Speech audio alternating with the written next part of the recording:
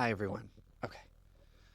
So, I have one light that's been a little crazy. It's really bright. It was just flickering, and then it got real bright, and I'm like, she about to bust? Is the light about to bust over here? Oh my God. Happy holidays.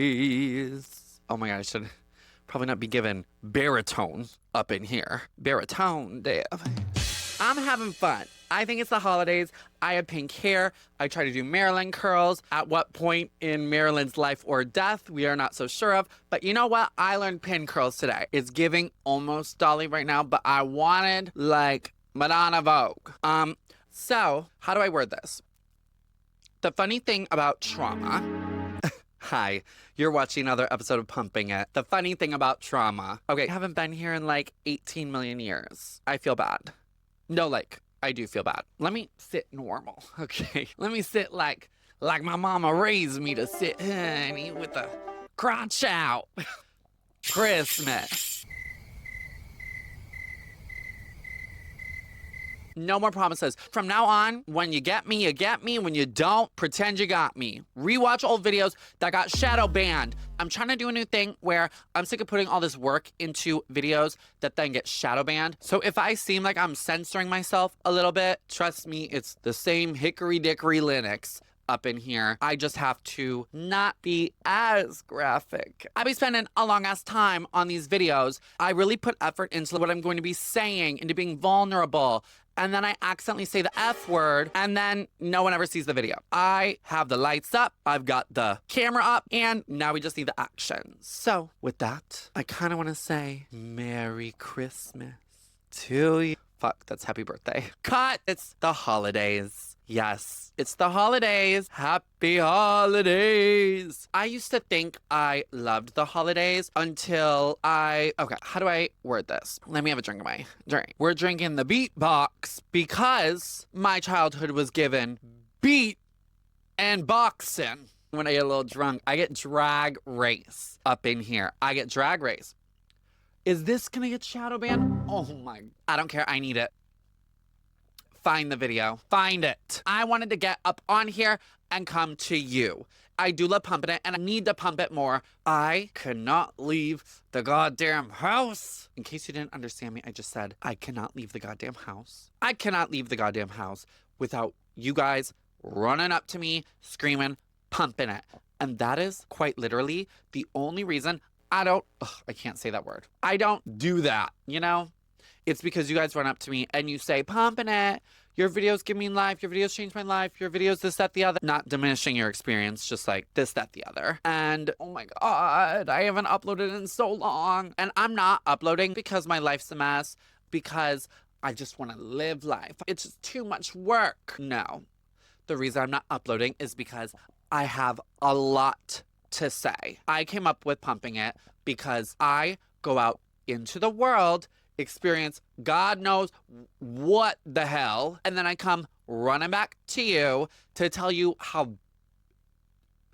bitch, I don't want to get shadow banned. How B, it's like Gossip Girl. I tell you how B, I just pumped it so that you too can hopefully pump it.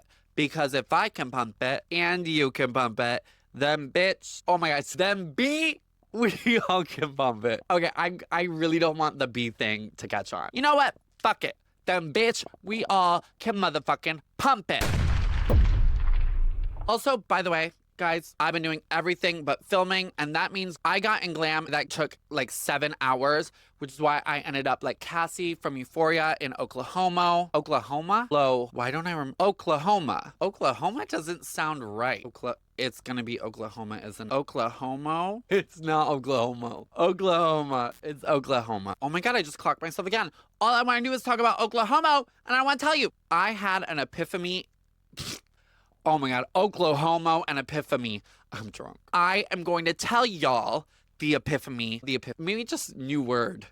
I am going to tell y'all the holiday realization that I had, because I think it'll make you feel a lot less alone.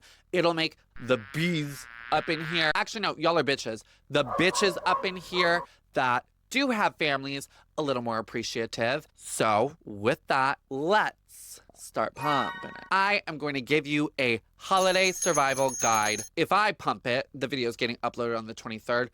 Will it be a Christmas Day special? Who's to say? There's not much holidays coming up, but Easter.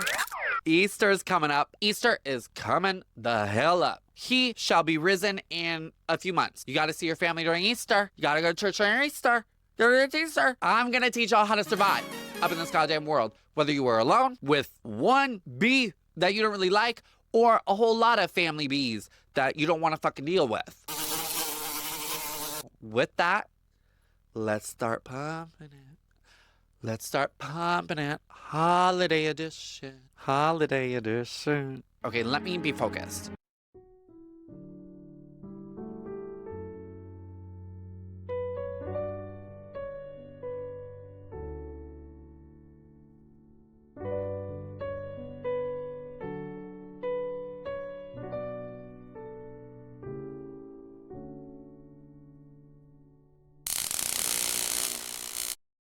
I am still, right now, doing every damn thing I possibly can to stop myself from filming this video because I don't want to talk about what I'm about to talk about. However, I have to because I have some weird condition where I go through hard-ass shit and then I have to tell you guys about it in full vulnerability, full authenticity, in the hopes that you will feel less alone about your problems. You will know what to do about your problems.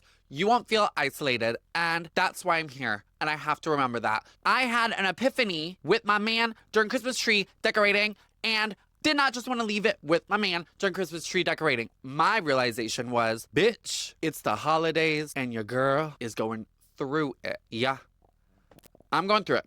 And I didn't know I was going to be going through it because I thought I was fine on the holidays. Girl, the last time we spoke, I just turned 30. Any drama I be having with the holidays, it has to do with when I was 3. The funny thing about trauma is traumatic thing happens in your life. It's a shocking moment. You slowly recover and then you think, oh, I'm done with that chapter of my life. I'm no longer traumatized. I don't have PTSD about it. I am all good. I am all healed. And then the trauma's over. And now it's time to pump it, right? Now, the next level of digesting your trauma, after a few years, shed that I'm a survivor. I overcame that trauma. Guys, not guys, guise, Guise, shed the guise of, bitch, I healed myself, and revisit the trauma. And that's when I see through a whole new set of eyes, no, not guys, eyes, EYES, a different set of eyes. And I then see that there is a whole other layer in that trauma that at whatever stage I was at in that recovery process, I didn't know how to conceptualize it. So the other day I was at my man's house and we were talking about Christmas because we were setting up his Christmas tree, right? I don't have a Christmas tree at my apartment. It's just not my vibe. I don't really see the point in spending a bunch of money on plastic off Amazon. Pay no attention to the set, clothes, or hair. Just kidding.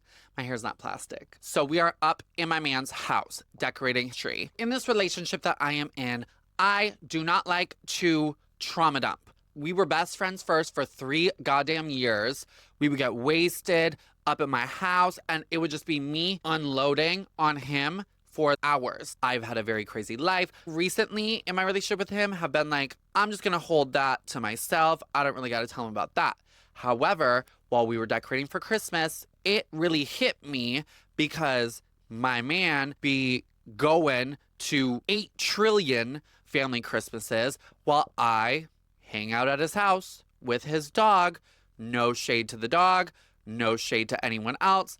It is just what I be doing for Thanksgiving, Christmas Eve, and now for Christmas. I'm sure somehow they will find another goddamn holiday for them to all be a family while I sit up here in the house with the damn dog. No, babe, I'm not complaining. I'm just like expressing my point of view. You know what I mean? I was a little weak. I was a little lit. And as we were Christmas tree decorating, all the no trauma dumping on my man in this new era, because he's no longer my gay best friend, he is now my man, came to a halt I uncovered parts about my past trauma that I did not know was a thing. I thought I was over it, goddamn healed, goddamn good to go for Christmas. I was wrong. After the trauma dump yap sesh that I had with my man during Christmas tree decoration, I cried, he hugged me, we loved each other. It was cute. It was cute. It like turned out to help, you know? Trauma dumping's good sometimes, but just like not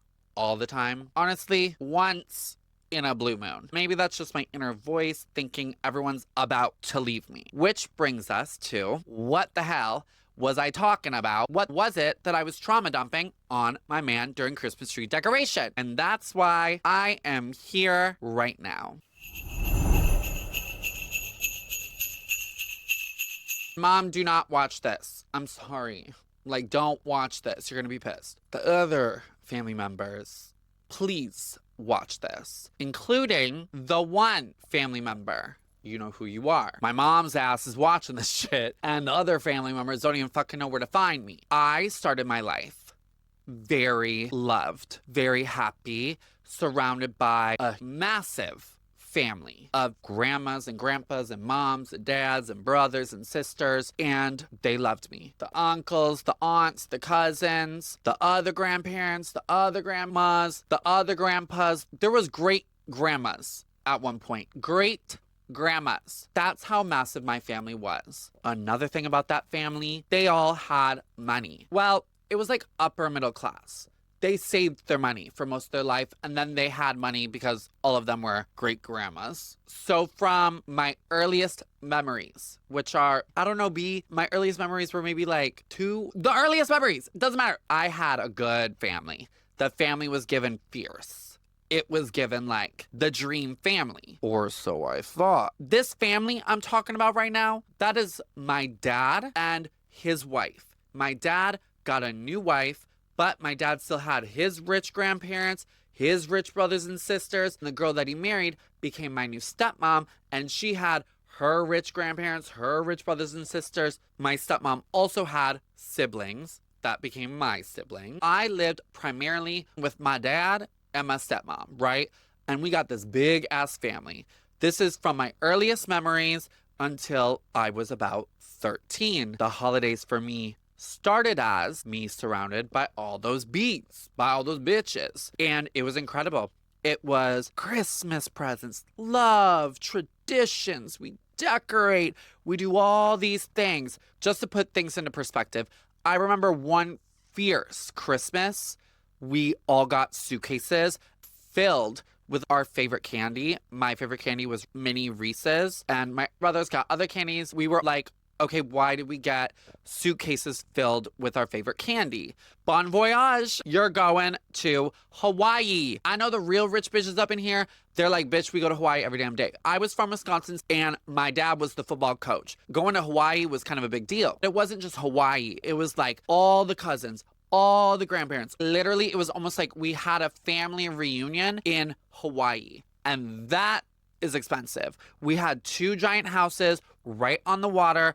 And I just remember like, oh my God, my life, I'm so blessed. And you know what? I was so blessed. It was amazing. However, one specific person in that family was inappropriate with me. Things started getting inappropriate when I was like 5, highly inappropriate, in a way that it involved emotions. And it tricked me into thinking as a kindergartner, a first grader, a second grader, third grader, fourth grader, fifth grader, sixth grader, seventh grader, eighth grader, ninth grader. It tricked me from the ages of kindergarten until ninth grade into thinking this was what a relationship was. I, as a child, thought I was in love because that's what happens when you are groomed. And they were older, but not old enough to be held accountable. At least in that world, I was being tricked and groomed into falling in love with a family member, and they couldn't be held accountable. I remember saying something and no one doing a damn thing. They just said, "You're lying." There's a very integral part of this story. Even though it happened very much around me, I cannot say this part of the story. It's a boundary for me. However, I love you guys. It's nothing to do with you. It's everything to do with I cannot hurt the lives of innocent people the way that my innocent, once innocent, life. Well, no, innocent, proven in a court of law. I'm not going to fuck with someone like that. Basically, I was in an extremely tricky situation. No one stood up for me, and I lashed out. When I lashed out, I found out the reason the situation was done to me was because they were a victim to someone even more so who was supposed to take care of us. It was giving INCEST all around, if that makes sense. I'm now coming, exit, stop, transition. Put the puzzle together. That is what I discovered was a lot of my perfect family growing up. I was so groomed and brainwashed that I was down to just be like in it with them, because that's what that shit does to you. Remember how I said it was my step family and a lot of them were not even my blood family? The only reason I was up in there was because of my dad. He found out I was sexting someone on his football team.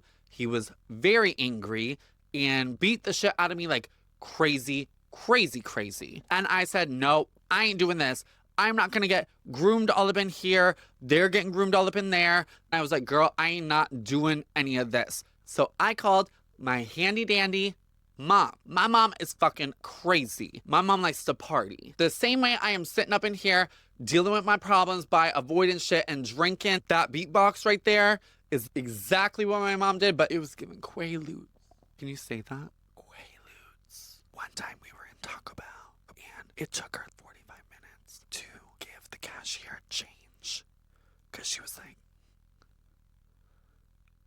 does that make sense? That was my mom. But she's great now. She's healed. She has a house. We love her. Love you, Mom. Why are you watching this? I told you not to watch this. I'm so scared my mom's going to watch this. But you guys have to understand like the full spectrum of what I was going through. My mom was an every other weekend mom. I would be up in that girl's house every other weekend. And when I was in that girl's house, it was giving, let's go to the water park. Let's go to the beach. Let's watch TV all day while my mom sneaks away and goes to the bar once I fall asleep and then comes home with like 15 people up at the house. And I have to deal with 15 50-year-olds that are all alcoholics and on drugs. My mom also had no money. I think there was a moment where she was like getting paid by her friends to do food stamps. So once I ran away from my dad's house via packing a suitcase, throwing it out my bedroom window. It lands on the ground. I run back out, grab the suitcase,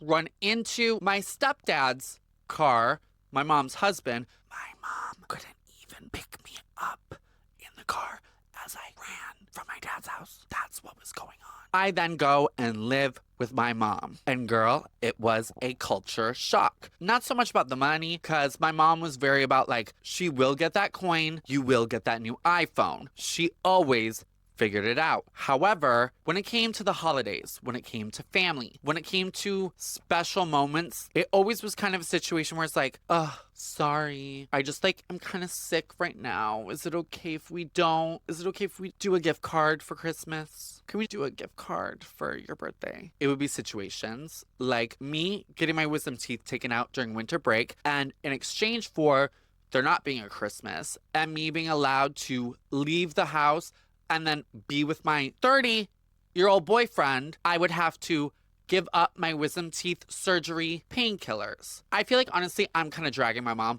I'm just trying to give you a very visual experience of what I went from to what I went to. Unlike my dad, and unlike my stepmom, and unlike the siblings, grandparents, aunts and uncles, all the cousins, my mom was lit half the time. But you know what else? My mom was supportive. She was like, girl, those skinny jeans are a size 2 up. Those are droopy. You need the new jeggings. Get the Miley Cyrus Max Azria collection. Go pump it. Girl, you cannot walk out of this house in bare paws. I know we're poor, but you got to get the real Ugg boot. Go pump it. My mom was always, girl, that guy is not cute. You need to be up with that man who has some money. As long as that bitch was not beatboxing me, my mom slayed. I love her. My dad, after I left his house, went to my mom's, The moment I left his house and he knew a suitcase went out his damn window, my dad decided I was dead to him. My dad, who was my hero for my whole life. Because I chose to stand up for myself, my dad exiled me. He disowned me. And I don't mean financial,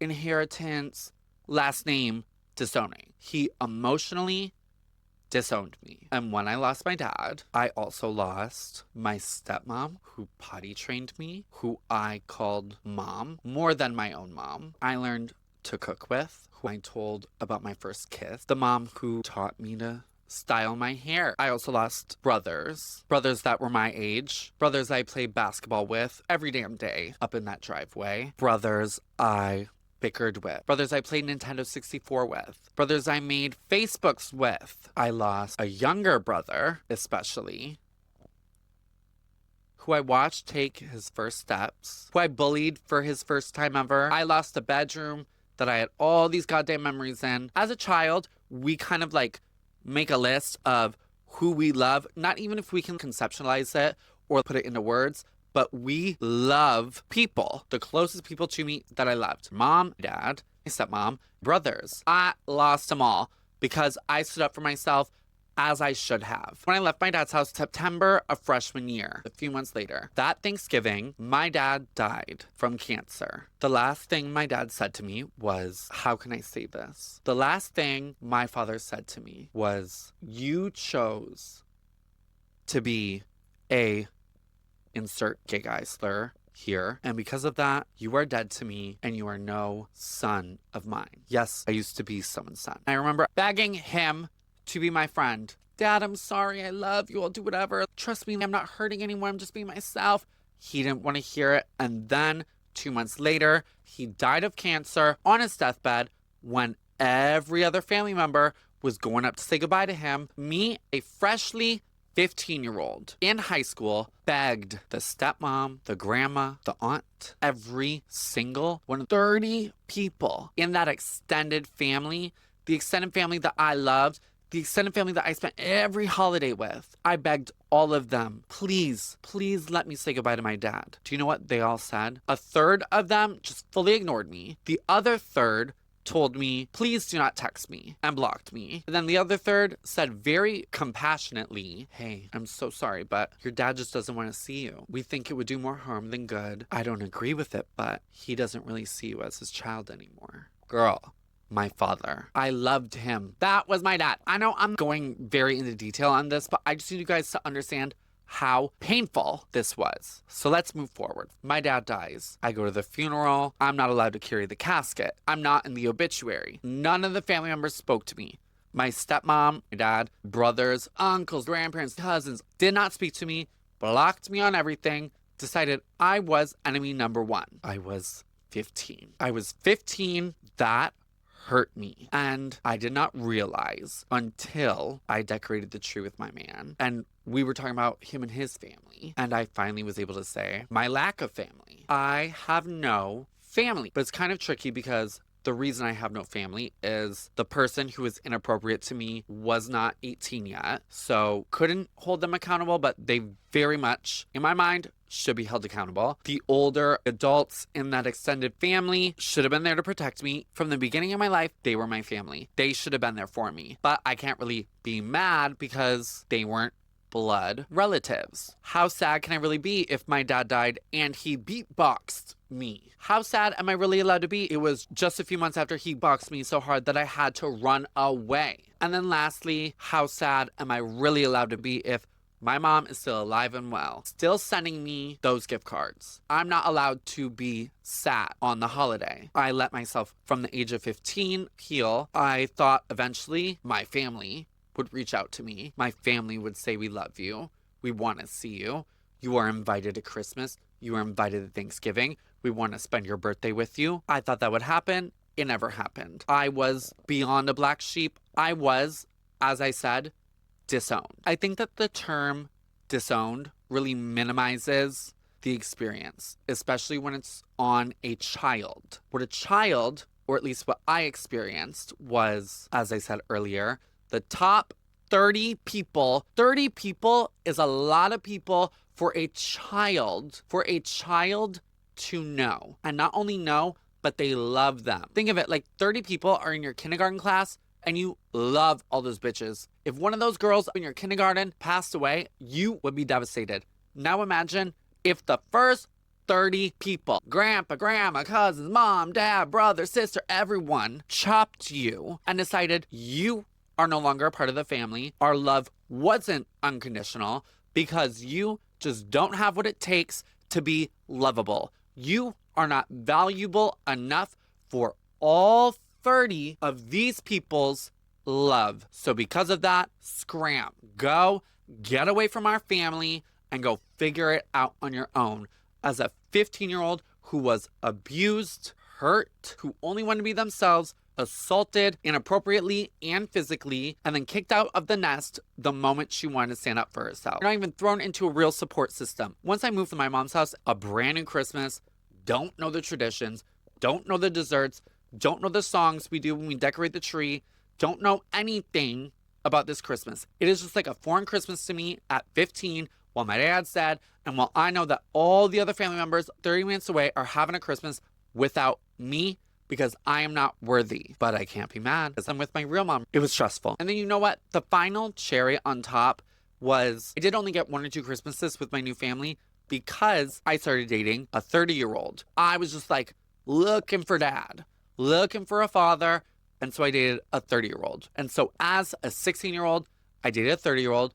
And then after that, all my Christmases, all my holidays were with whoever I was dating at the time. All people I don't even speak to anymore. So that's what the hell Christmas and Thanksgiving are for me. And you know what? I had a cocktail today during filming and I avoided getting ready because I did not believe in myself. I did not believe that I am strong enough to do this without the cushion of a drink, without the cushion of pin curls, without the cushion of some lace fur dress. I was just gonna wear this really cute flannel for a second. Like, I did not feel like I was strong enough to tell this story because it clearly is still fucking with me. And for some reason, the first thing that comes in my mind when I tell you guys that is, I'm 30. I should be over it. I'm 30. I should be over it. Well, I thought I was. And then I found out there is a whole new layer to this trauma. I never acknowledged that after I lost all the most important people to me in my life and they never came back, I was very, very alone. I had to go through life not only without those 30 people, but also with the factual evidence that I am not valuable. I am not worthy of love. I am not worthy of a family. I should be alone because I am an untouchable. That was my belief, and I guess it still is my belief. I am fighting every damn day to believe I am lovable. And I know you guys know this. I have a golden rule up here on Pumping It. I am not that special. There are, 8 billion people up on this earth. If I am feeling something, there's got to be another bitch feeling the same way. And we are pretty similar. So if I'm feeling some type of way because of my experiences, I'm sure you guys are too.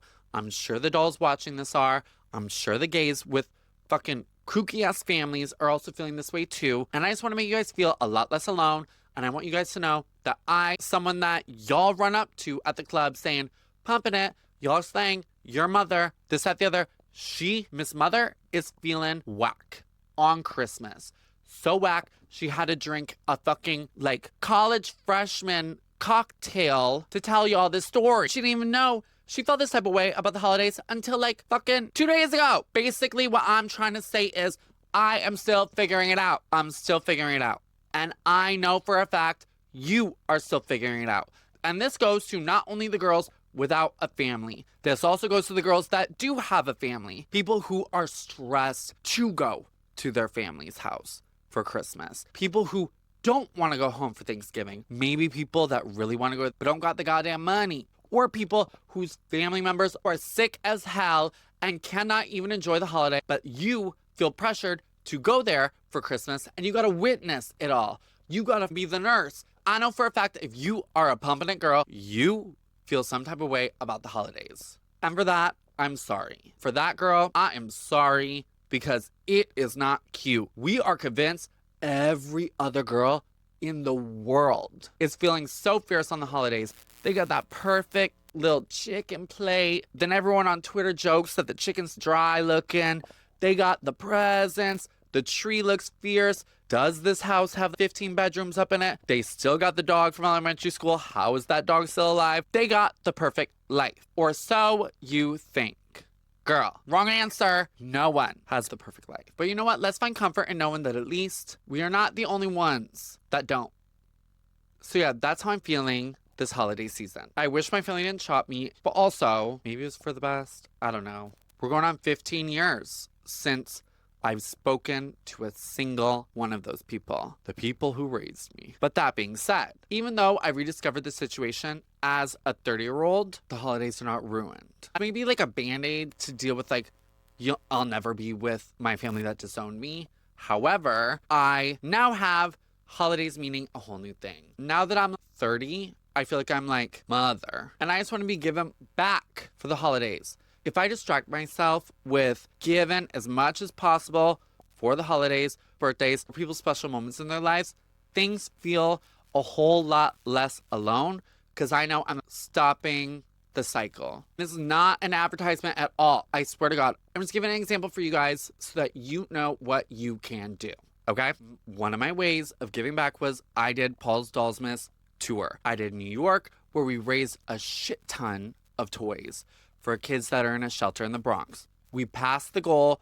All those kids now get presents because I organized it. We then went to LA and I raised unopened makeup and unopened beauty products for dolls that live in a queer shelter in LA. This is what I'm talking about when I say give back. You do not have to be doing toy drives, makeup drives. How about you ask your best friend if they are sad on the holiday? Help them out.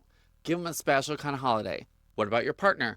See if they feel weird. Give them a special holiday. My man, after I told him all this stuff, I told you guys after we decorated the Christmas tree, he now has gone out of his way to decorate his house to be extra Christmassy and plan all this stuff to make sure that I have a Christmas. If your family don't fuck with you, or you don't got a family, give back. Make your own family. Keep yourself busy. And when you finally have some quiet time, set aside specific time for you to get up in bed, turn the lights off, turn on your little sound machine, turn on your little fan, turn on your meditation music, and sit with yourself in your brain and think, how am I in pain and how can I heal? If you don't know a way to heal, just like being able to describe the pain to understand the source of the pain and just be introspective about your pain. Between the orphans that are sad on Christmas and the bitches with families who are ungrateful. So first, let's start with the orphans during Christmas. I'm a little drunk. I'm slurring my words right now. Do not try to embrace Christmas before it is happening. What do I mean by that? I mean right after Thanksgiving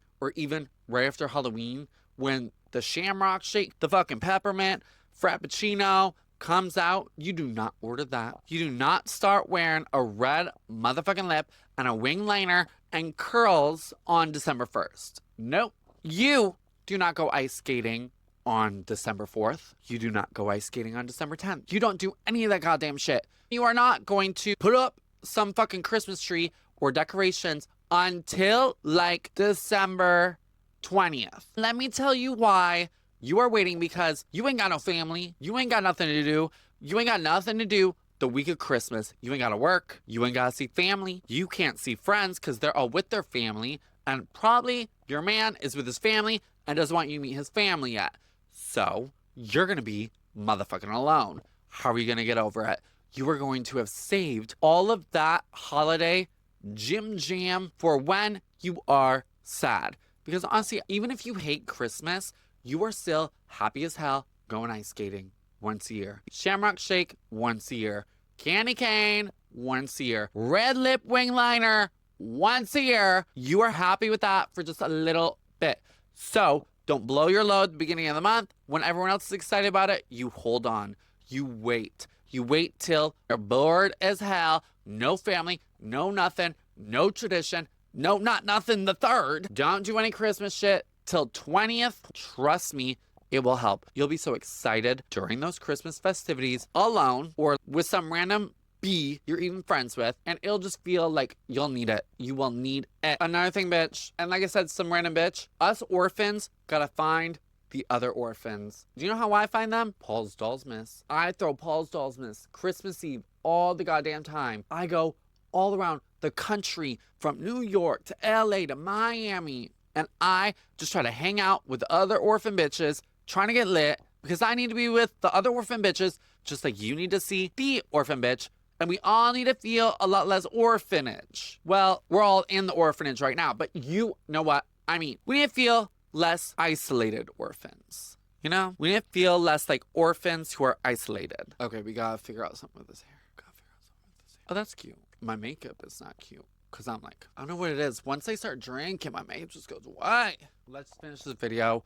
Because basically all I have to say left is the bees with the families that are ungrateful as hell. Okay, girl, listen to me right now. Just because your family isn't perfect, just because your family low-key voted for Trump, just because some weird dad in the family is talking about some girl's ass on TV, cousin doesn't really go for gay rights, whatever. You are in someone else's home for 2 hours, 3 hours. These people are clearly idiots if they're voting for Trump or touching girls' ass or hate gay people. They're clearly insane. Like, clinically insane. You are not going to change their mind. I don't care if they're your parents, your grandparents, your sister's house. This is not your house. You are an adult. Have some manners. You're not going to go up to someone else's house and be convinced that you are now going to change their mind on some dumb, clinically insane shit they believe in because of some brainwashed Fox News shit. You ain't going to change shit, girl. So what you got to do is just pull up. These people are NPCs. These people are just like your kooky family. You don't got to know what they think.